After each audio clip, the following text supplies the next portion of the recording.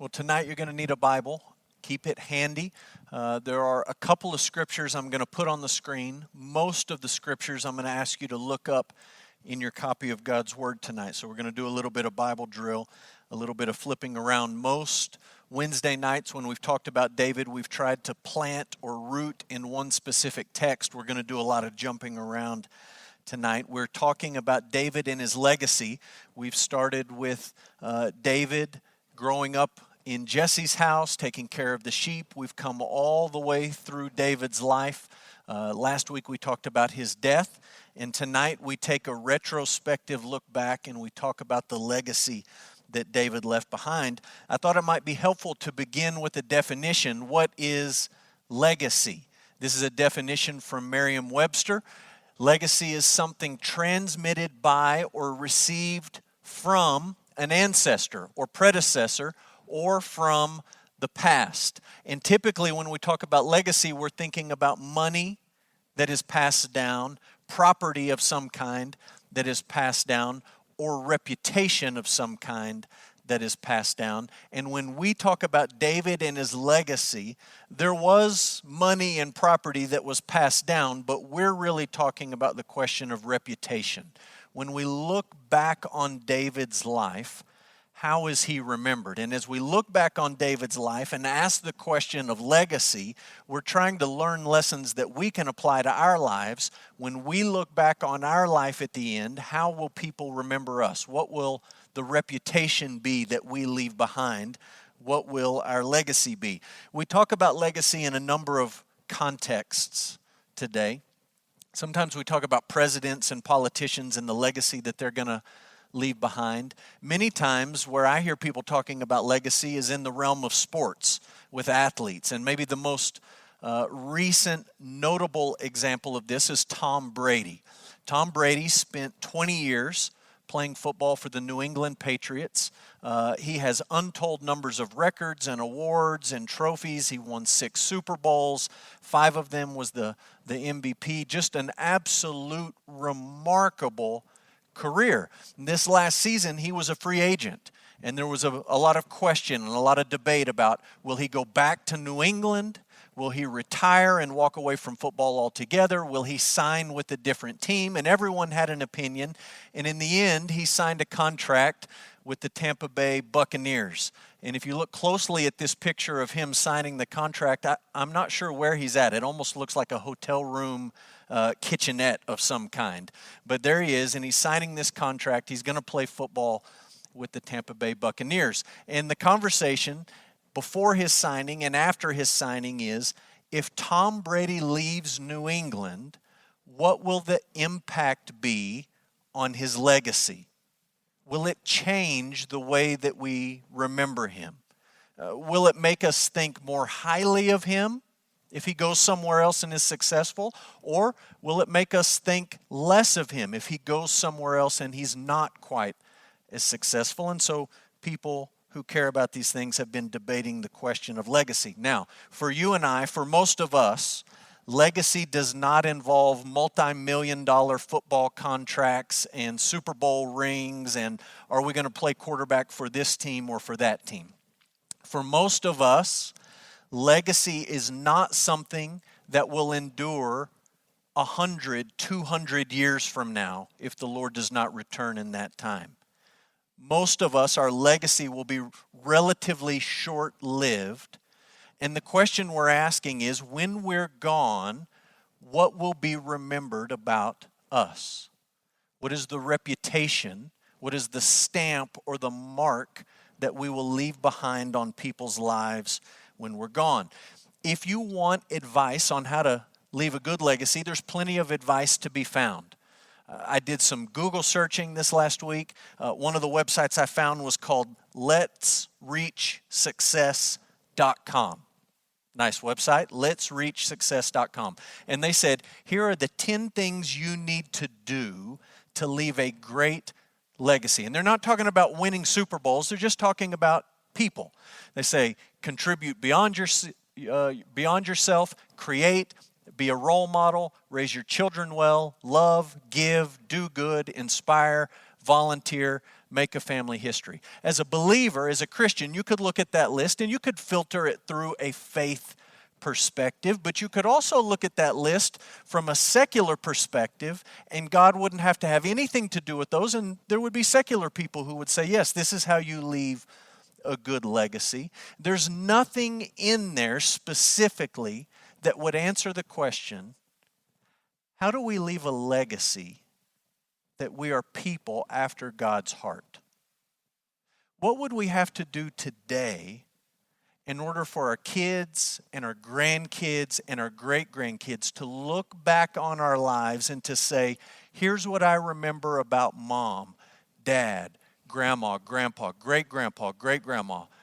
They were a man, they were a woman after God's heart. That's the greatest part of David's legacy, is that we look back on his life, and yes, there are moments of mistake and sin and darkness and despair, but when we look back on the big picture of his life, the scripture tells us this was a man after God's heart. And we're going to begin with the two biblical references that talk about David and him being a man after God's own heart. The first one comes from Samuel the prophet. This was actually spoken before David assumed power in Israel. This is Samuel the prophet, the last judge of Israel, talking to Saul, and he says to Saul, you have done foolishly. You have not kept the command of the Lord your God with which he commanded you. This is a bad legacy that Saul is leaving. For then the Lord would have established your kingdom over Israel forever. But now your kingdom shall not continue. The Lord has sought a man after his own heart. And we know, because we've read the rest of the story, that that man was David. He's a man after God's own heart. And the Lord has commanded him to be the prince over his people because you, Saul, have not kept what the Lord commanded you. You find the same sentiment expressed in the New Testament. This is the Apostle Paul in the book of Acts. He's talking about the history of Israel, and he says, they asked for a king. God gave them Saul, the son of Kish, a man of the tribe of Benjamin, for 40 years. When he had removed him, he raised up David to be their king, of whom he testified and said, I have found in David, the son of Jesse, a man after my heart, who will do all of my will. Of this man's offspring, God has brought to Israel a Savior, Jesus, as he promised. And in Paul's words, we see a couple of pieces of David's legacy. We see this idea repeated that he was a man after God's heart. We also see the reminder that from David's line, God brought someone greater than David. He brought Jesus. We're going to talk about both of those ideas tonight. So I thought we'd begin with just a little bit of review. If you rewound the tape all the way back to week 1, we asked the question, how are we going to study David's life? And I just want to review that quickly. I think it's appropriate as we're ending. How should we study David's story? One of the options is we can study David as a hero. We can look back on all of these stories about David and we can say, here is someone that we want to be like when we grow up, a role model to follow. And we've talked week 1 through all the rest of our study. That's a little bit problematic because David did a lot of unheroic things. I'm going to remind you of some of those things in just a minute. So it really doesn't suit our purposes to talk about David and to study his life as if he were some kind of hero. Option 2, we can study David as a villain. We can say, well, he did a lot of rotten things, so if we're not going to study him as a hero, perhaps we look at him and say, here's a lousy guy, you don't want to be anything like him. That's problematic because the scriptures we just read remind us this was a man after God's heart. There is something worthy of our emulation and our attention and our focus and something that we would try to copy in our own lives. The book of Hebrews includes David in the hall of faith, this long list of people who believed God. So we can't study him as a hero. We can't study him as a villain. Option 3, this is where we're getting into the realm of how we study his life. We can study David as an example. As an example. Not necessarily a good example in all situations, and not necessarily a bad example in all situations, but a very real and relatable example. And if you have your Bible, I'd like you to take it. I'd like you to see a couple of references that help us make sense of this. If you look at the book of Romans, Paul writes to the church in Rome, and in Romans chapter 15, verse 4, Paul says, "Whatever was written in former days was written for our instruction, that through endurance and through the encouragement of the Scriptures we might have hope." Paul says these Old Testament stories, these things that have been written in the past, were written for our instruction. We're to learn from them. There's positive things we can learn, and there's negative things that we can be warned of. But the overarching picture is that we would endure in the faith and we would have encouragement and hope. Paul says something very similar in the book of 1 Corinthians. If you flip a few pages to the right, 1 Corinthians chapter 10, he's talking about Israel as they came out of Egypt and the things that they saw and experienced and the sin that they continued to commit. And Paul says this in 1 Corinthians 10, verse 6, "These things took place as examples for us." These stories about Israel, including the stories about David, are written to give us an example. Sometimes we look at these examples and we say, this is what it looks like to follow the Lord. Sometimes we look at these examples and we say, this is not how you follow the Lord, but they're examples that we can learn from. One place you can see this is in Psalm 139. We won't read it tonight, but you could look at Psalm 139. You could look at the things that David says about God in Psalm 139.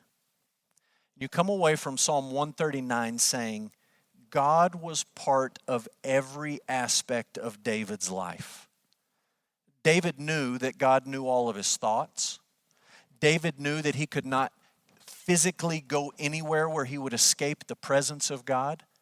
David knew that there was nothing in his past or his present or his future that God hadn't ordained and planned and put into motion.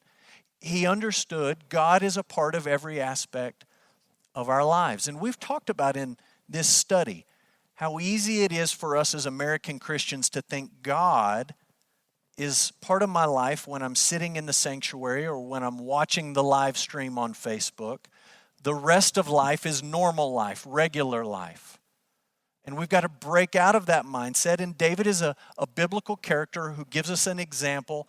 God is part of every aspect of our lives. So David can be studied as an example. Fourth, maybe most importantly, we can study David as a type of Christ. David's story prepares us for Jesus. David's story reminds us that the best king Israel ever had wasn't good enough. And it reminds us that this promise God made to David that one of his offspring would sit on the throne of Israel forever. When you get to the end of the Old Testament, that promise is just left hanging. And it's no coincidence when you turn from the Old Testament to the New Testament and you look at Matthew chapter 1, verse 1, one of the first things you read, the very first thing you read is this: the book of the genealogy of Jesus Christ, the son of David. That's Matthew's way of saying, this is not a new story. This is the completion, this is the fulfillment of the story that you just read. And those promises that God made to David are promises that God intends to keep. David prepares us for the coming of his son. So we've got all those ideas in place. What I want to do tonight is simply say this: if we want to come to the end of our lives, and we want people to look back on our lives and say, that was a man, that was a woman after God's heart, like has happened with David, what are the things that we need to do today? And there's three things I want you to see. Number one, David is remembered as a man committed to worship. He's remembered, we remember him as a man who was committed to worship. We're not going to look these up. They've given you several references here. You can look those up on your own. When you look at 2 Samuel 23:1, David is given a nickname, and that nickname is the sweet psalmist of Israel. The sweet psalmist of Israel. I don't know what your nickname is. I like to give people nicknames. We give nicknames in our house. You think about David and you think, what would his nickname be? Maybe it would be Giant Killer. Maybe it would be something related to the fact that he fought Goliath in battle and he chopped his head off with Goliath's sword and he carried his head away from the battlefield. Maybe it would be something relating to blood and guts and swords and military and fighting and armies and all of that stuff. And instead, at the end of his life, he's called the sweet psalmist of Israel. It almost sounds like when you're watching a mafia movie and there's a 500-pound bodyguard and they call him Tiny. You look at David and all the battles he fought and all the people that he killed, just to be blunt, and you say, we're going to give this guy a nickname, and the nickname we're going to give him is the sweet psalmist of Israel. When you look to the book of Psalms, there are 150 chapters. 73 of them are attributed to David. There's a note at the top that says David wrote it. Another 12 are written by a man named Asaph. Asaph was the worship leader under King David, and they had a close friendship. So it means over half of the Psalms are directly connected to the sweet psalmist of Israel. You can look at 2 Samuel chapter 1. It talks about Saul being tormented by evil spirits and David playing music for him. That's 1 Samuel 16. 1 Samuel 16, Saul's tormented by this spirit and David is playing music for him. The text doesn't say what he played. My guess is it wasn't AC/DC's greatest hits. My guess is it wasn't Guns N' Roses. It wasn't Metallica. It was probably psalms, worship music that soothed him and that restored Saul, even if it was temporarily, restored him to a sense of sanity. 2 Samuel 1, David writes a lament. His friend Jonathan and Jonathan's father Saul have been killed in battle, and David writes a lament, and he teaches it to everyone in Israel. He wants everyone to learn it. A lament is grief, honest, raw grief expressed in worship to God. It's not just grief that rages in anger and despair. It's grief that's focused and channeled towards God. And it's honest. Sometimes it's way more honest than we are in church. But it's Godward. It's directed to God. And David would write these laments and he would teach these laments to the people in Israel. 1 Chronicles 22, 23, 24, 25, 26. David organizes all of this worship in Israel. It's one of the last things that he does. He puts singers in place and gatekeepers in place and priests in place and Levites in place. And he sets up a schedule and a rotation. And it's all very technical and very detailed, but it had a purpose. And the purpose was when he was gone, he wanted Israel to continue in worship. And so he put plans in place and people in place so that Israel would worship. The sweet psalmist of Israel. If we want our legacy in the end to be people, men and women, after God's heart, we have to be people committed to worship. That's a really easy box to check. When every Sunday morning you can gather and assemble in this room, and you can listen to Jake and Mark and Tony and Shannon and the others sing and play, and you can lift your voice or you can sort of blend into the crowd. Listen, this idea of worship, it's an easy box to check when you can come to this room and you can say, I did it for an hour this week or an hour on Wednesday night. What about when you're in quarantine and you're at home? What about when Jake puts you on the schedule and you have to come to an empty sanctuary? Are you committed to worship then? Or when you're on quarantine and you're at home, do you become a spectator? Look, at some point we're going to go back to some semblance of normal life. We are going to be back together in this room. When we're back together in this room, are you going to blend in with the crowd? Are you going to be here to listen to the band? Are you going to be here just to simply be another face in the congregation? Or are you going to be here to worship? If you want to come to the end, and your legacy is going to be someone after God's heart, you've got to be committed to worship. Secondly, David is remembered as a man who was solely devoted to the Lord. And on the slide, I've put Lord in all caps to reflect the Old Testament usage of Yahweh. He was solely committed, solely devoted to the Lord. Now, one of the things we've done in this series is we've been very honest. We've been honest at times about things that most people don't talk about when they look at David's life. We've been honest about some sins in David's life that make some of us uncomfortable because we've had him up on this pedestal as a hero. We've looked at episodes in his life that brought him down a little bit. I'll put those up on the screen for you. Do you remember him drooling in Gath? Running for his life, terrified that God would not take care of him, scratching on the door, acting like a crazy man, spit running down his beard. He did such a good job of acting like a crazy man that the Philistines decided he was absolutely no threat.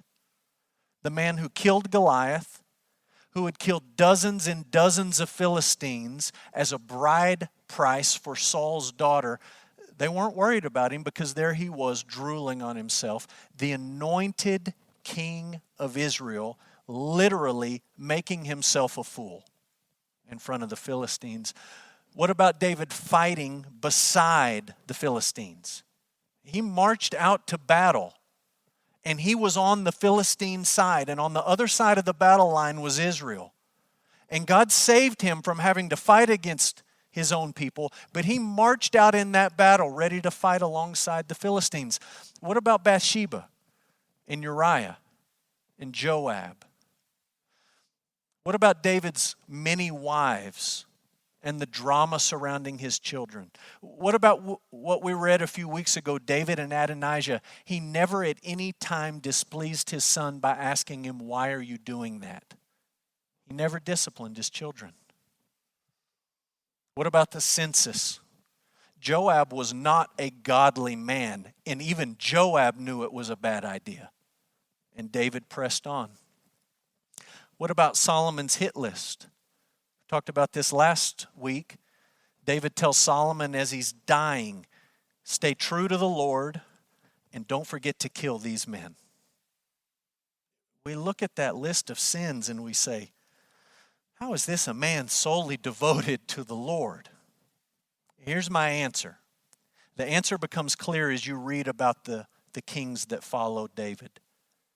He did not worship Baal. He did not bow down to the Asherah. He did not offer his children as sacrifices to Molech or Chemosh. He did not serve the other Canaanite deities. He did not take these other gods and goddesses and try to incorporate them into Israel's religious life for his own advantage and prosperity. He served Yahweh. When he wrote Psalms, he wasn't writing them to Baal. He wasn't singing about Asherah. He was singing to the Lord and writing about the Lord. This becomes clear as you read about some of the other kings, because David in this sense becomes the standard by which they're all measured. And I want you to see two examples of this. Look at 2 Chronicles 28 and 2 Chronicles 29. Turn in your Bible, 2 Chronicles 28 and 2 Chronicles 29.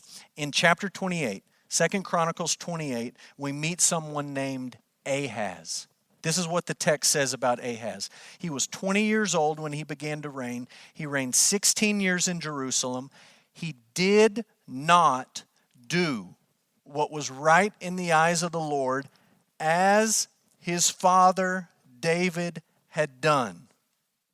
But this is what Ahaz did. He walked in the ways of the kings of Israel. He even made metal images for the Baals. He made offerings in the valley of the son of Hinnom and burned his sons as an offering according to the abominations of the nations whom the Lord drove out before the people of Israel. He sacrificed and made offerings on the high places and on the hills and under every green tree. Ahaz was not solely committed to Yahweh. He tried to diversify his spiritual portfolio. He didn't cut Yahweh out. He just added a bunch of other gods in. And the chronicler looks back and says he wasn't like David in that sense. Now look at Ahaz's son, 2 Chronicles 29. Hezekiah began to reign when he was 25 years old. He reigned 29 years in Jerusalem. His mother's name was Abijah, the daughter of Zechariah.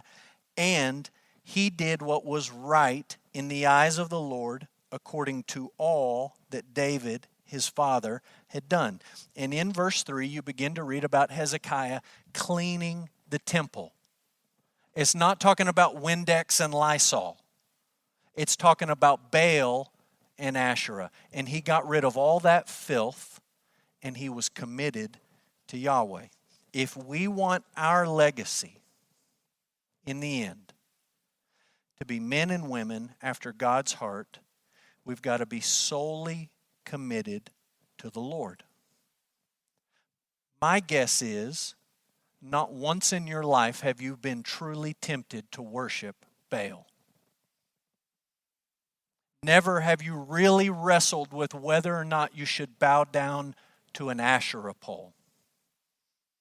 As bad as it may be on quarantine with all your kids at home, you have never thought, should I sacrifice them in the valley of Hinnom? Those aren't temptations that I've faced or you faced. The question is not, will we bow down to gods of wood and stone that they worshipped in ancient Canaan? The question is, will we diversify our spiritual portfolio so that we serve the Lord, but we add to Him other little g gods?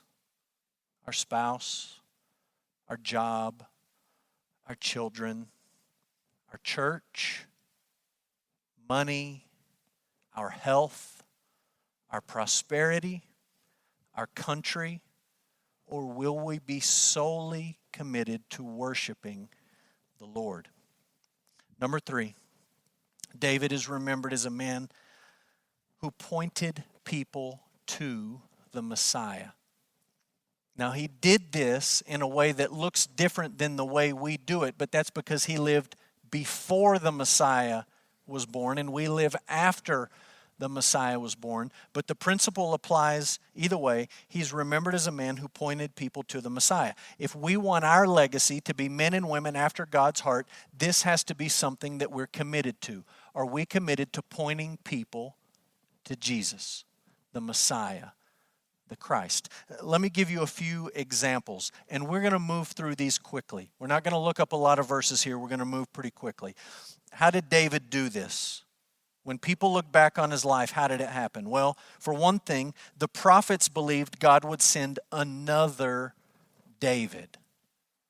When you get to books like Jeremiah and Ezekiel, these men lived hundreds of years after David was the king. They lived during the exile of God's people, when God's people were actually kicked out of the promised land. And one of the things they hoped for and prayed for and talked about was the fact that someday God would send a shepherd like David, a prince like David, a king like David, somebody from David's family. They had this hope. God's going to send another David. They looked back on his life and they said, we need that. We don't have it now. We have people chasing Baal and Asherah and all these other deities. We have people making political alliances with all of our enemies. What we need is someone like David. Secondly, Israel never forgot about God's covenant with David. They held on to that promise. You read about that covenant in Samuel chapter 7. This covenant that God makes with David. 2 Samuel 7. Isaiah talks about it. God's people were going to be sent into exile, but God would save them because he made a covenant with David. He made a promise to David. Matthew and Luke, when they talk about Jesus being born, they make sure we know this baby that you celebrate on Christmas is the son of David. He's from the line of David. He's the fulfillment of this promise, this covenant. Matthew chapter 12, people see Jesus performing miracles and they say, could this be the son of David? Could this be the one that God sent to keep his covenant promise that he made all the way back in 2 Samuel 7? Could this be the one? The book of Revelation says it's him. Revelation 5:5, Jesus is the root of David. Revelation 21:16, Jesus is the descendant of David. Throughout Israel's history, they held on to this promise. God made a covenant with David, and he will keep that promise. Next, Jesus' reign as king, that's capital K, King of Kings, is often compared to David's reign as king, lowercase k, king of Israel. There's a parallel here. One helps us to understand the other.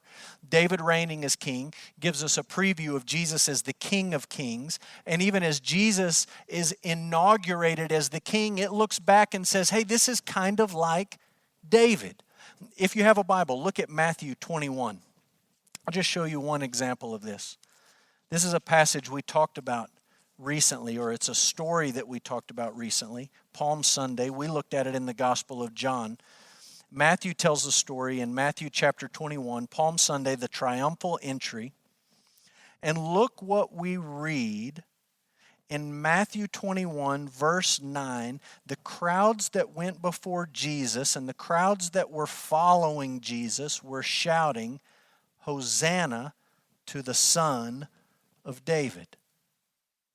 He's riding a donkey into the city of David. An act, as we talked about a few weeks ago, that was a claim to kingship. We don't think of riding a donkey into Jerusalem as obviously he's claiming to be a king, but the Jews understood it that way, and they understood it that way rightly. They see him riding in and they begin to say, look, this is the Son of David. It's not just the crowds, it's the children. Verse 12, Matthew 21:12, he entered the temple and he cleared out those who were buying and selling. Look down at verse 15. When the chief priests and the scribes saw the wonderful things that he did, and the children crying out in the temple, Hosanna to the Son of David.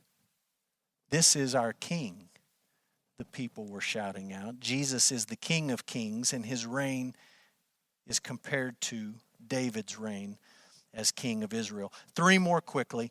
You can look up the references. Jesus proved his divinity by referring to David's words in Psalm 110. David wrote Psalm 110. And in Jesus' last week on the earth, he's fielding and answering all sorts of questions. They're trying to catch him in theological gotcha. They can't. And he eventually turns the tables on his enemies with Psalm 110. And he says, how is it in Psalm 110 that David talks about the Messiah who will be his son, and yet David calls him Lord? You can go back and look at the logic of Jesus' argument. What he's saying is, I am the son of David. I am David's Lord. I am the Lord. He's arguing for his divinity.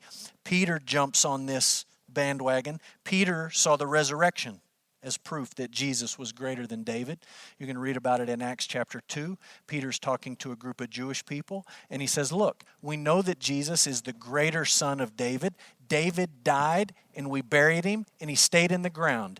Jesus died, and we buried him, and he came back to life. He's alive. God's kept his promise in sending the Son of David. Last, Paul argues for justification by faith alone by referring to David. You can look at Romans 4. Paul talks about Abraham through most of the chapter, but he also quotes David in Psalm 32. David wrote Psalm 32 after the Lord forgave him for his sin with Bathsheba and his sin against Uriah. And he says, blessed is the man against whom the Lord counts no iniquity. Blessed is the one who experiences God's forgiveness. Blessed is the one who believes in the Lord like Abraham did. And that faith, that belief is counted to him as righteousness. Paul talks about it, justification by faith alone. So that's his legacy. It's not complicated. A list of 3 is way simpler than a list of 10. I started out with a list of 10. I'm just giving you 3 simple things. David, a man after God's heart. Why do we remember him that way? He was committed to worship, he was devoted to the Lord, and he pointed people to the Messiah. We want that to be true of us as individuals. We want that to be true of our families, and we want that to be true of our church. November 6, 2005, Tom Brady gave an interview to 60 Minutes. I realize 2005 seems like an awful long time ago, but by 2005, Tom Brady had already won 3 of his 6 Super Bowls. 3-time Super Bowl champion. I watched part of the interview today. I've seen it before. This is a quote from the end of that interview. Tom Brady says this, "Why do I have 3 Super Bowl rings and still think there's something greater out there for me? There's got to be more than this." The interviewer listens to him and then says, "Well, what's the answer?" And Tom Brady, at least in 2005, said, "I wish I knew." 3-time Super Bowl champion. His legacy was cemented way back then. And he looked around and he said, "Is this it? There's got to be something more than this, right?" Poor interviewer looks at him and just says, "Well, what is it?" Brady looks back and says, "I don't know." I don't know how he would answer the question today. Maybe he has found something that he thinks is the something else. Maybe he hasn't. I do know this, there is something else. And there is a clear path to leave a legacy as a man or a woman after God's heart. And it's not complicated. I'm not telling you it's necessarily easy, but it's not complicated. Commit to worship.